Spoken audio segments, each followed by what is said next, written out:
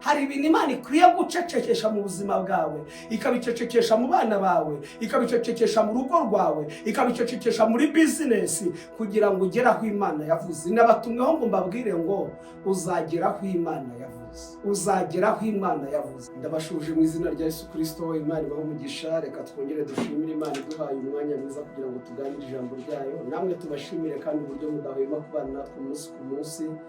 Turabashuhuje abari mu Rwanda, mu bihugu byinshi ahantu hatandukanye. Ni ukuri Imana ibahe umugisha. Tujya tunezezwa no kubona abantu batwandikira, baduhamagara. Ni ukuri pe abo duhura bakatubwira ngo inyigisho tujya dutanga zirabafasha. Reka tubabwire ko binezeza imitima yacu kandi kwaguka kwacu no gutera imbere kwacu ni ukuri harimo amaboko yanyu mu buryo budasanzwe. Mutadushyigikiye nta hantu twagera, ariko mudushyigikiye hamwe n'Imana twagera kure. Imana ibahe umugisha rero, kandi ndabizi neza ko munyifuriza ibyiza, nanjye mbifuriza ibyiza, kandi Imana yacu niyo kwizerwa no kubikora izabikora.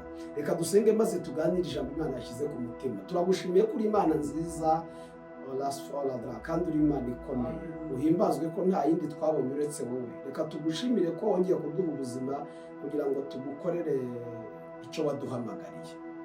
Ushoboze kandi abagiye kwakira buno butumwa bugira icyo bukora mu buzima bwabo mu izina rya Yesu. Amen. Reka dusome mu butumwa bwiza bwanditswe na Mariko ibice 35. Haravuga ngo kuri uwo munsi bugorobye arababwira ati twambuke tujye hakurya. Basiga abantu bamujyana mu bwato yahozemo, kandi hari n'andi mato hamwe nabwo. Nuko ishuheri y'umuyaga iraza, umuraba wisuka mu bwato bigeza aho bwenda kurengerwa. Yari asinzira aryamye bwerekeza yiseguye umusego. Baramukangura barabaza ati mwigisha, ntubyiteho ko tugiye gupfa? Akangutse acyaha umuyaga, abwira inyanja ati ceceka utuze.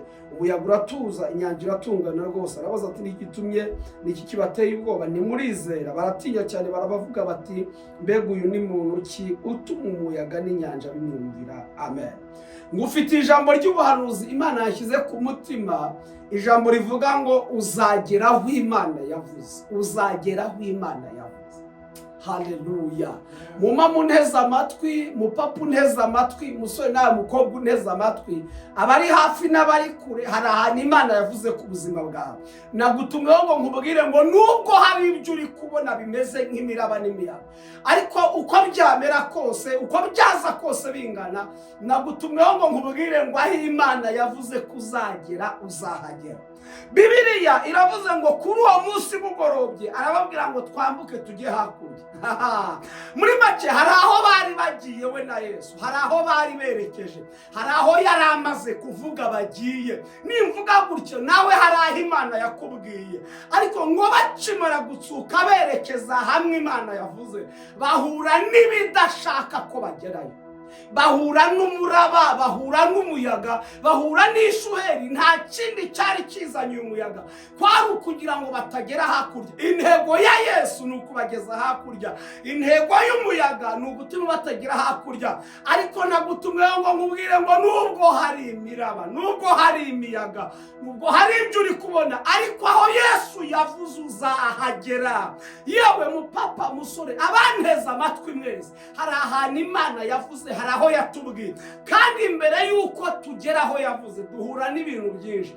Ariko harabona ngo nta cyakwitanga umugambi w'Imana ihora iteka iwubereye maso. Ngo bagira ubwoba, barataka, bari batewe ubwoba n'ibyo bari kubona. Mbibutse ko bataragera hakurya, ariko berekeje hakurya, na Yesu yavuze ko bajya hakurya. Kuri uwo munsi bugorobye aravuga ngo twambuke tujye hakurya. Hari aho yaravuze ngo ariko bageze hagati bahura n'ishuheri.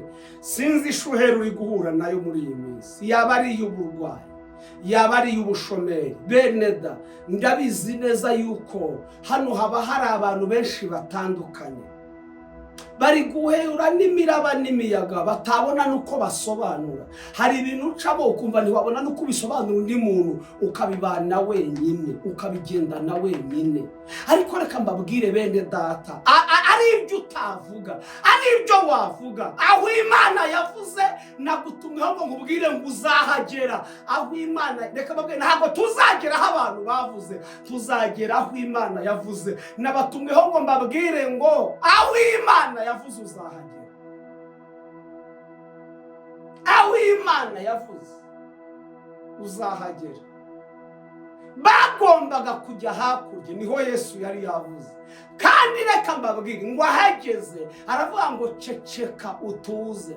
Hari ibintu Imana ikwiye gucecekesha mu buzima bwawe, ikabicecekesha mu bana bawe, ikabicecekesha mu rugo rwawe, ikabicecekesha muri business, kugira ngo ugere aho Imana yavuze. Nabatumweho ngo mbabwire ngo uzagera aho Imana yavuze, uzagera aho Imana yavuze. Kandi reka mbabwire, uyu mwaka ubasha kurangira aho Imana yavuze wahageze. Nukuri yabishoboye. Uku kwezi kumwe gusigaye Imana yakugeza aho yavuze, yakugeza aho yavuze. Nabatumweho ngo mbabwire ngo ni muhumu, aho Imana yavuze ko tuzagera tuzahagera. Nta kizakubuza kuhagera. Haza imiraba, haza amagambo, haza ibigeragezo, akuvuga uko bashatse, aho Imana yavuze uzahagera. Kuko ntabwo tuzagera aho isi ishaka, ahubwo tuzagera aho Imana ishaka. Ntabwo tuzagera aho abantu bavuze, ahubwo tuzagera aho Imana yavuze. Muhabwe umugisha n'Imana, mugirirwe neza n'Imana. Humura, haruje gucecekesha iyo miraba, haruje gucecekesha iyo miyaga ntazi yari uri gucamo. Intego ni imwe, nuko Yesu azakugeza aho yavuze. Ngo batangazwa n'ibibaye bati uyu ni muntu ki, n'inyanja iramwumvira. Nabajije amakuru barambwira ngo kuva yavuga ngo ceceka utuze, ngo iyi nyanja ntigibamo umuyaga. Hari ibintu Imana igiye gucecekesha burundu butazongera gutera amahane. Turagushimiye kuri Imana nziza kandi uri Imana ikomeye.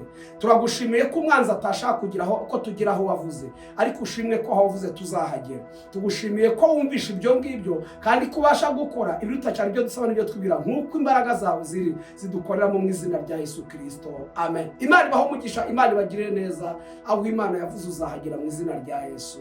Amen.